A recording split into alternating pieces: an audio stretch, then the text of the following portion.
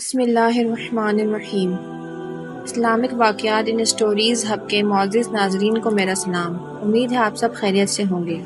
ناظرین، جیسا کہ آپ لوگوں نے ٹائٹل میں دیکھا کہ حدیث جبریل کیا ہے، تو کیا واقعی آپ لوگوں کو نہیں معلوم کہ حدیث جبریل کیا ہے؟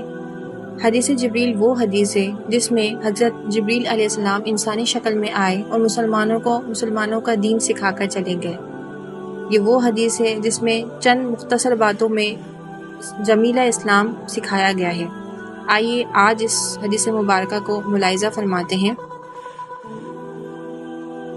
حضرت عمر بن خطاب رضی اللہ عنہ سے مروی ہے کہ ایک دن ہم رسول اکرم صلی اللہ علیہ وسلم کے پاس بیٹھے ہوئے تھے کہ ایک شخص نمودار ہوا جس کے کپڑے انتہائی سفید اور بال انتہائی سیاہ تھے۔ اس پر سفر کے آثار نہیں تھے اور ہم میں سے کوئی بھی اسے نہیں جانتا تھا۔ وہ آ کر نبی کریم صلی اللہ علیہ وسلم کے سامنے بیٹھ گیا اور اپنے گھٹنے آپ کے گھٹنوں کے ساتھ ملا کر بیٹھ گیا اور اپنے دونوں ہاتھ آپ کے رانوں پر رکھ دیے۔ پھر کہا، اے محمد، مجھے اسلام کے بارے میں بتائیے۔ رسول اکرم صلی اللہ تعالیٰ علیہ وسلم نے فرمایا، اسلام یہ ہے کہ تم گواہی دو کہ اللہ کے سوا کوئی معبود نہیں اور محمد صلی اللہ تعالیٰ علیہ وسلم اللہ کے رسول ہیں۔ نماز قائم کرو، زکوٰۃ دو، رمضان کے روزے رکھو اور استطاعت ہو تو حج کرو۔ اس نے کہا، آپ نے سچ فرمایا۔ ہم نے حیرت سے دیکھا کہ وہ آپ سے سوال بھی کرتا ہے اور پھر خود ہی تصدیق بھی کرتا ہے۔ پھر اس نے کہا، اب مجھے ایمان کے بارے میں بتائیے۔ آپ صلی اللہ علیہ وآلہ وسلم نے فرمایا، ایمان یہ ہے کہ تم اللہ پر، اس کے فرشتوں پر، اس کی کتابوں پر، اس کے رسولوں پر، آخرت کے دن پر اور تقدیر کے خیر و شر پر ایمان لاؤ۔ اس نے کہا، آپ نے سچ فرمایا۔ پھر اس نے کہا، مجھے احسان کے بارے میں بتائیے۔ آپ صلی اللہ تعالیٰ علیہ وسلم نے فرمایا، احسان یہ ہے کہ تم اللہ کی عبادت اس طرح کرو گویا تم اسے دیکھ رہے ہو، اور اگر تم اسے نہیں دیکھ رہے تو یقیناً وہ تمہیں دیکھ رہا ہے۔ پھر اس نے کہا، قیامت کے بارے میں بتائیے۔ آپ صلی اللہ تعالیٰ علیہ وسلم نے فرمایا، اس بارے میں جس سے پوچھا جا رہا ہے پوچھنے والے سے زیادہ نہیں جانتا۔